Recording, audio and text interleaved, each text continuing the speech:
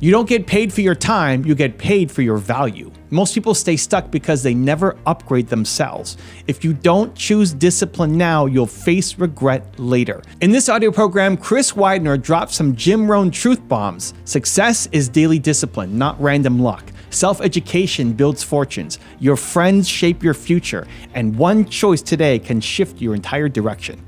Raise your value, change your life. And if you make it all the way to the end of this video, leave a believe in the comments below, and we might feature you here in a future video.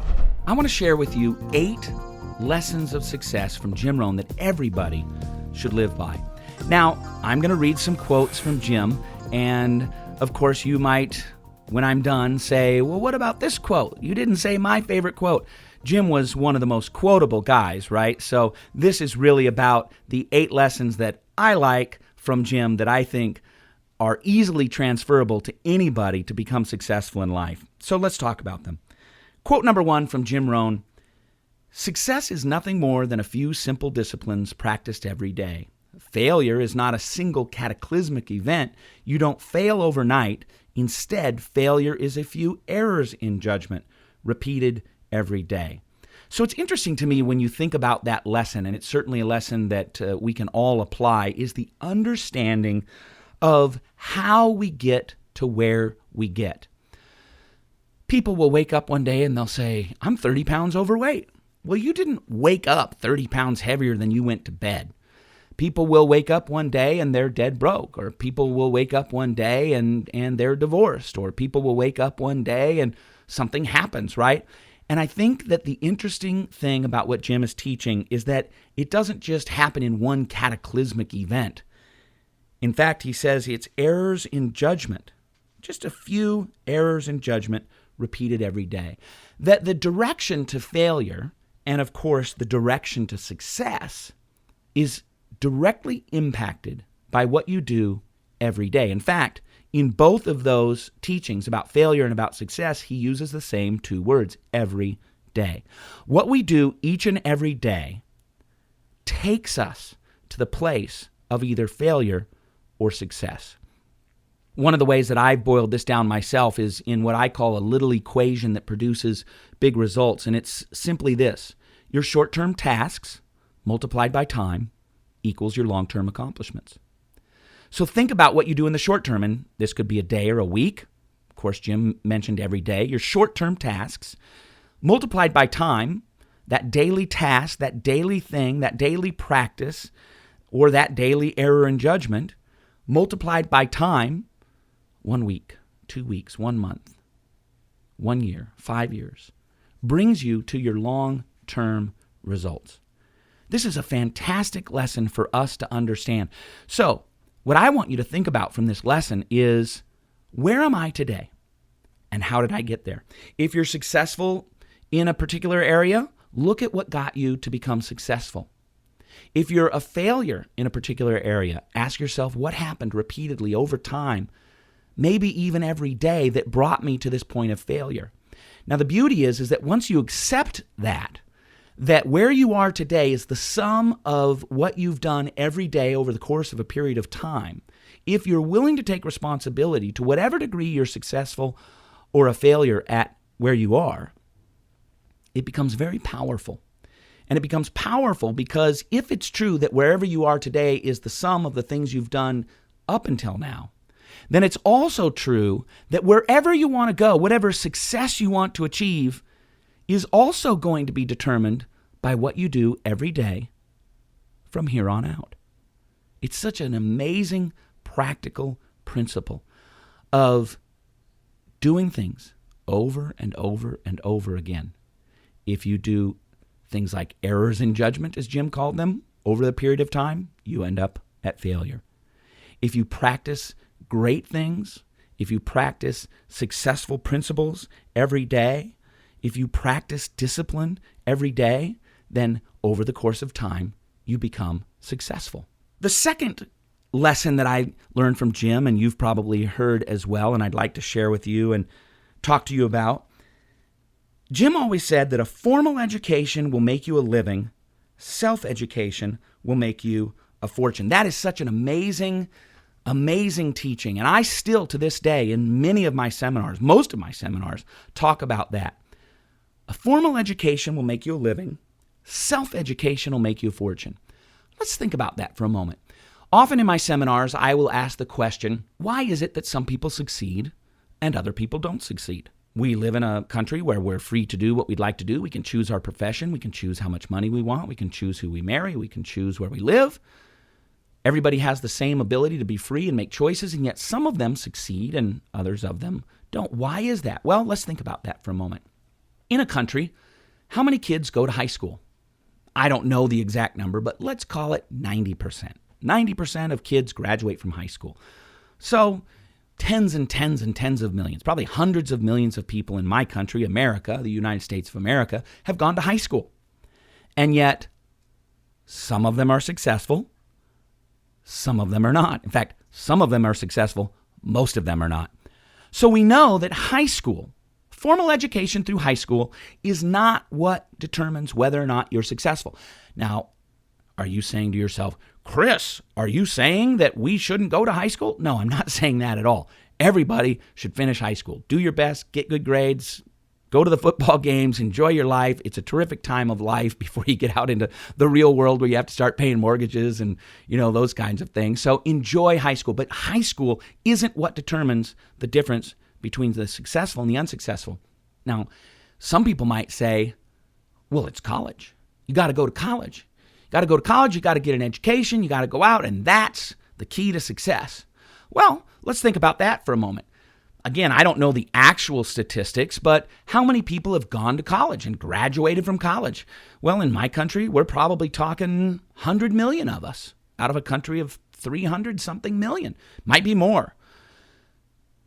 And yet some are successful, and some are not so successful. In fact, some are successful, and most are not successful. So what you can learn from that is that college isn't the determining factor on whether or not you're going to be successful in life or not. High school, college, formal education, it'll make you a living. The reality is if you go to college and get a degree and you go out and you're a decent enough person, get along with people, you'll always be able to make a living. You'll always be able to, get out there. You might have to drive a, 5 or 10-year-old car. You might have to make $50,000, $60,000 a year with not a whole lot of upside. You'll certainly be able to make a decent living. That's what Jim said. Formal education will make you a living. But wait a minute, what if I got my doctorate? Same thing. Lots of doctorates are had by lots of people. Master's degrees, doctorates, multiple doctorates, PhDs, all of these kinds of things. Some of them are successful. Most of them are not successful. So it leaves us asking this question. Once you really think about it, okay, wait a minute. School isn't the key to success. Again, I'm not saying you shouldn't go to school. Get all the education you can. Learn what you can. But there's a difference between formal education and self-education. It's not what you learn in school that helps you determine whether or not you're going to be successful or not. It's what you learn and apply after you get out of school that determines whether or not you're going to be successful or not. In fact, I find it interesting how many people I know and am friends with and business partners with who are wildly successful, who are doing nothing as it relates to what they studied in college, myself included. I am not making a living based on what I studied and learned in college. It was my self-education after I got out of college that allowed me to be successful. So, go to school, great. Now, I may be preaching to the choir a little bit here, but after you get out of school, take upon yourself self-education. The fact that you're even studying this with me shows me that you're already a person who considers self-education the route to success and your fortune. Great principle from my mentor, Jim Rohn. The third principle from Jim, he said, either you run the day or the day runs you. Motivation is what gets you started. Habit is what keeps you going. I love that quote by Jim because it's a really interesting principle about what controls our day. Jim loved the Bible. I certainly love the Bible as well. And there's a great lesson in there. It says, make the most of your time, for the days are evil. In fact, there was a book written called Ordering Your Private World by Gordon MacDonald. And it talked about left to your own devices, without actually disciplining your daily life, without disciplining your time, without taking control each and every day, our time and what we do with our time automatically sort of goes towards the useless, right? If you're sitting there and you don't have something scheduled and you're kind of bored, what do? You plop down on the couch and you turn on the TV, right? Because it's just sort of a time passer. What Jim is talking about is very similar to that. Either you run the day or the day runs you. Either you plan something out each and every day. You know what you're going to spend your time on. You know what you're doing from 8 a.m. till 6 p.m. You've got your day planned out. You've got your time strategized out to actually be doing something with it.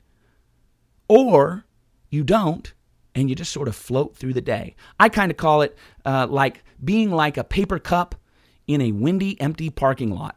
The wind goes one way and the paper cup goes that way, and then the wind shifts and the paper cup goes the other way. And a lot of people live their lives that way. They don't run their day. Their day runs them.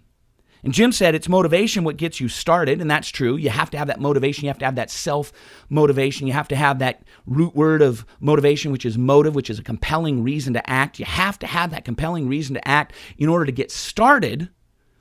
But how many people do we know that get started and then they quit? Motivation isn't what's going to get you there. Habit is what keeps you going. Habit, discipline, that's what's going to enable you to be successful. The fourth lesson that I want to share with you from Jim Rohn is this. You cannot change your destination overnight, but you can change your direction overnight. Now, you might today find yourself where you don't have as much money as you like. Well, unless you just happen to be the 1 in 100 million who buys the winning lottery ticket tonight, you cannot change your destination overnight. You can't arrive at Richville tomorrow overnight unless you win the lottery. And of course, hardly anybody statistically ever wins a lottery and wins 5 million, 10 million, 100 million. I'm always shocked at these lotteries that are now up into the 300 million, 500 million dollars. It's just crazy. But see, people want to get somewhere quick. They want that destination to be there tomorrow. They don't want to do, like some of the other lessons we've talked about, daily habits, discipline. They don't want to do those things. They want to change their destination overnight. Jim was so profound in saying you can't change your destination overnight, but you can change your direction. So if you're broke and you're poor, that's your destination currently. That's where you are right now. You can't be rich tomorrow, but you can change your direction. Right now, your direction is debt. Your direction is overspending. Your direction is not saving. Your direction is not investing.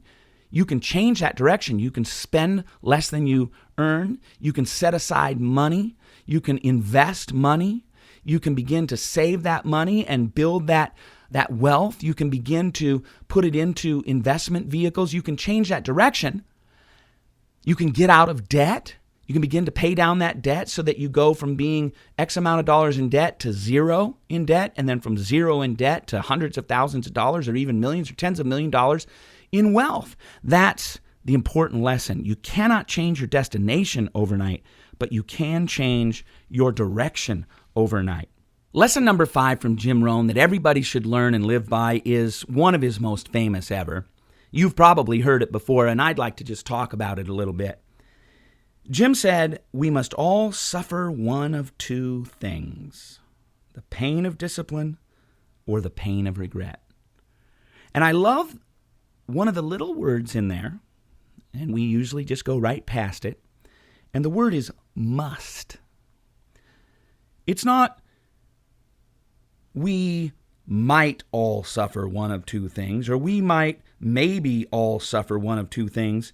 Jim reminded us that we must all suffer one of two things. These pains, the pain of discipline or the pain of regret. The pain of discipline, it's actually painful.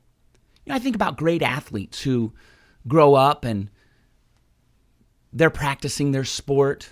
Golfers, they're at the golf course as kids and they're hitting balls and they're traveling around doing their touring. I think of great baseball players that as kids they're on these traveling teams, or basketball players or tennis players.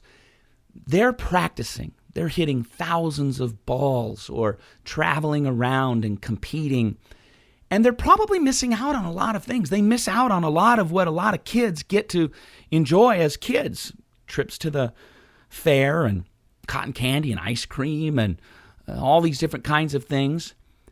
There's a pain that is associated with discipline. I think about some kids who become very successful because they're extremely smart and they study hard and they aren't running around after school. They're going home and they're sitting there and they're doing their algebra and their geometry and their calculus and their history and their math and sciences and reading and English and all these different things that they're learning while the other kids are out having fun. That's a pain. It's a pain of discipline. I think about people who are in really good shape. What's the pain? The pain is they have to skip the ice cream. The pain is they got to get on the treadmill. The pain is they got to make their body sweat. They got to get their muscles to ache because they're lifting weights. They got to get out there. It's a pain to be successful. Success does not come to those who just blow through life in an easy manner. Unless you're a trust fund baby and your parents died and left you $100 million. But even a lot of those folks I wouldn't define as successful. They might be rich, but they're not successful. So you must understand that in order to become successful, there is a pain associated with it. It's the pain of discipline. Now you get your choice. You can choose the pain of discipline, or if you don't choose the pain of discipline, then you automatically get the pain of regret, which if you don't make the right choice, the pain of discipline, you automatically get. You're choosing. By not choosing the first, you're choosing the second, which is the pain of regret. One day you wake up, you're 30 pounds overweight. One day you wake up, you're broke. One day you wake up and your spouse left you. One day you wake up and something that you don't want to have happened happens. And you experience pain. You experience the pain of regret. And it's usually because you did not choose to experience the pain of discipline. My question to you today, friends, is are you choosing the pain of discipline? Or are you waiting until the pain of regret thrusts itself upon you? Because you must have one of those two pains. The beauty is that we get to choose. Jim's suggestion, and I affirm it, is that you choose the pain of discipline. The sixth lesson that I want to share with you from Jim is this. You are the average of the 5 people you spend the most time with. I also remember Charlie Jones used to say that in 5 years, you will be the sum of the books you read and the people you hang around with. And so I'd sort of like to put those two together, take the wisdom of Jim, splash a little Charlie Tremendous Jones on it. And the reality is that you become, over time, the average of the 5 people you spend the most time with. So let's ask ourselves, who do I spend the most time with? Are you spending time with successful people? And I don't just mean rich people. Although it's great to have rich friends because rich friends can teach you lots of things about financial success. But I'm talking about well-rounded, successful people. Or are you still hanging around with the same unsuccessful people you went to high school with because, well, you just never took the time to go out and find some better friends? If you want to become successful, the best thing you can do is seek out new friends. And as Charlie would say, read lots of great books. It's a very simple question. Who are your friends? And how do they affect you? Because the reality is that they do affect you. They cause you to think things. They cause you to go places. They cause you to do things. They cause you to hold on to beliefs. And in a lot of ways, they cause the results that you end up experiencing in your life. Rarely do you find someone who's very successful who's hanging around with 5 other people who are wildly unsuccessful. The reality is if you want to upgrade your life, one of the best, first and foremost things you can do is start hanging around with more successful people. I mentioned it earlier in this audio program. In 12 Pillars, we talked about expand some associations, limit some associations, and create disassociation with some people. Expand the associations with people who you see, who you think you could create a win-win, mutually beneficial relationship with, people who you know are going to encourage you, challenge you, and pull you and push you forward to become successful. Then we also have to limit some associations. Now, these are people you have to have relationships with. Might be a coworker, might be a crazy cousin that you see 4 times a year at family outings or something like that. Might even be your parents if you have toxic parents, or a sibling or something like that. But limit that association. They're the people that you can't not associate with, but you can certainly limit it because you don't want the poison to get all over you. And then there's some that we call disassociation. And the reality is that you need probably to disassociate with some people. Now, some of you might say, well, that sounds so mean. That sounds so drastic. I'm not saying you call somebody up who you've been friends with for a long time or spent a long time with and say, you know what, I made a decision. You're a rotten person and I'm out of here. I'm not suggesting that in any way, shape, or form. What I am suggesting is that you slowly, or maybe not so slowly, begin to take yourself out of all of that time that you're spending with them and begin to replace it with a higher grade of person. People that are going to challenge you, encourage you, motivate you, push you, pull you onto success. The 7th great lesson from Jim Rohn is, again, another one of his real famous ones. He says, work harder on yourself than you do on your job. Now, just at its surface level, there's something that I've always loved about this that a lot of people don't think about. A lot of people say, well, I'm focusing all my time on self-help. I'm focusing all my time on becoming a better person. Really? Well, are you building your career? Are you doing your job? So it's interesting. He doesn't say, don't work hard on your job, just work hard on yourself. He says, work hard on yourself, or work harder on yourself than you do on your job. So the reality is that you should work hard on your job. We should all be hard workers, disciplined workers, dedicated workers.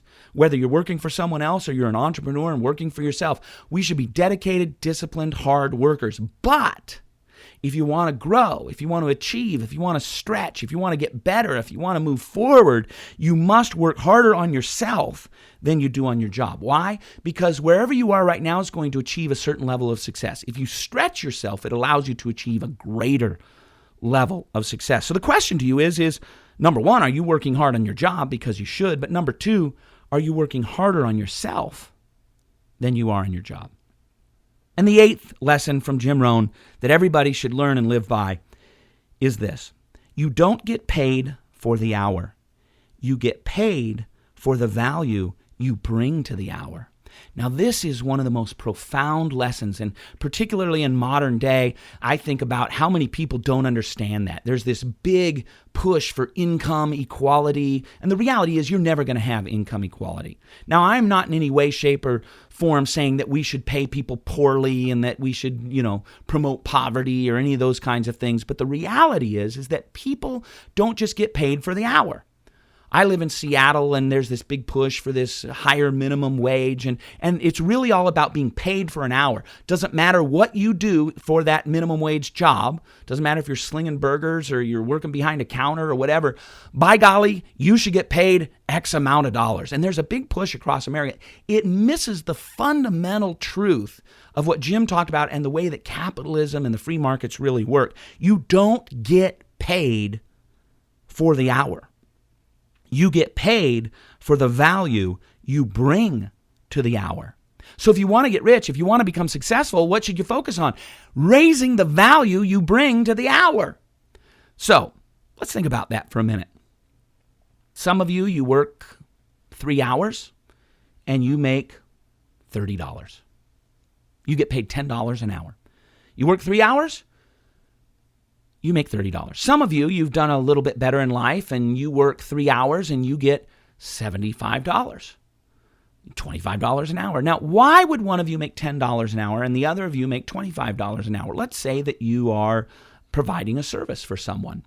The reason you might make $10 an hour instead of $25 an hour is because the people paying you don't view it as being worthwhile to pay you more than $10 an hour.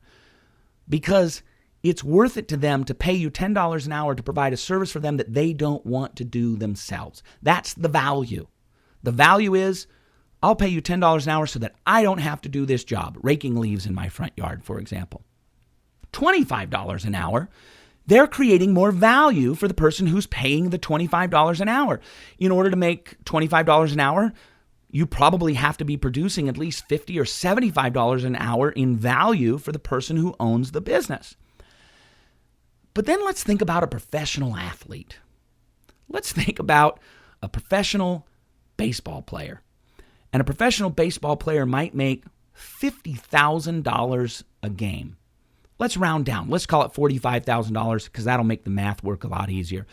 Let's say a professional baseball player makes $45,000 a game.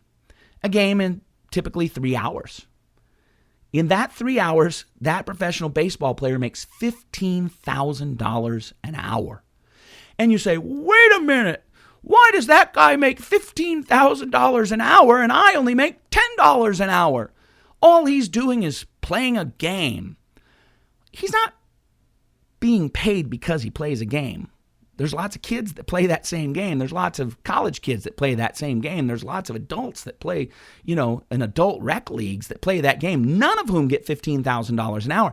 Why does he get paid $15,000 an hour? It's because the owner of the baseball team says by having this player on the team, he's going to get enough hits. He's going to strike out enough people. He's going to get on base enough that he's going to help me become a winner.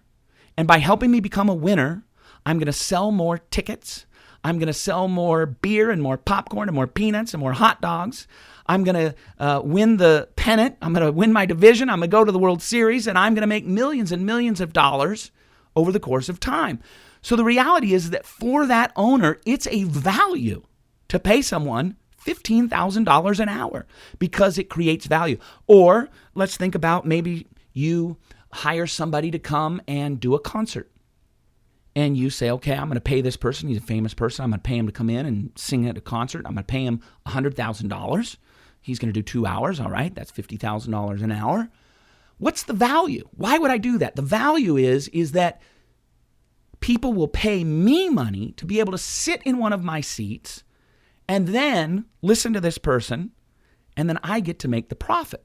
So let's think about that. Let's say that I rent out an auditorium with 1,000 seats and I charge $200 a ticket. That's $200,000.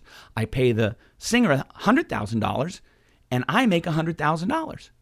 Is it worth it to me to pay him $50,000 an hour for a total of $100,000? Of course it is. All of you would probably say, hey, I'll pay you $100,000 if I make $200,000 and net $100,000 myself for putting on a concert. Happy to do it. Let's think about a neurosurgeon. Why does a neurosurgeon or a heart surgeon make so much money? I mean, I don't know what the going rate is for brain surgery, but, last I checked, some of these guys are making $50,000 for an hour-long surgery. Is it worth it to live longer, to have your brain put back together, to have your heart corrected so that you can live another 10, 20, 30 years? Of course it is. If your choice is die right now at 40 or pay this guy $50,000 so you can live to 70 and see your marriage grow and see your children grow up and see your grandchildren and maybe even your great-grandchildren, $50,000 an hour is a bargain, right? It's about value. So the lesson that Jim tried to teach, and you can probably tell I'm just so excited about it, is if you want to become successful and earn more money, stop thinking about what you should get paid for doing something for an hour and start asking yourself how you can raise the value you provide to other people for the hour you spend. It's been such a great privilege to be able to say that I was called one day by Kyle Wilson, invited to become part of the Jim Rohn International family and become a friend of Jim Rohn and really a protege of Jim Rohn. I spent the last 7 years of his life working with him on projects and traveling with him occasionally and doing events with him. And to be able to have some insights that just very, very few people have ever been able to have, and to be able to spend time with him and learn from him and just be able to get to know him, such a great and classy man. I hope that you've enjoyed the stories that I told. I hope that you've enjoyed the 8 lessons that I shared with you. I'm sure you can come up with some of your own great lessons. But above all, I think the thing that we need to learn from the life of Jim Rohn is that we need to do good work. Some of you do one job, others of you do another, others of you are in another career. But we need to ask ourselves at the end of our lives, just like Jim Rohn was able to say, I did good work. I made an impact, I made a difference, I made this world a better place at the end of my life because I was here. My friends, I hope that you will do the same. To see Jim Rohn's last interview, check the video right there next to me. I think you'll love it. Continue to believe, and I'll see you there.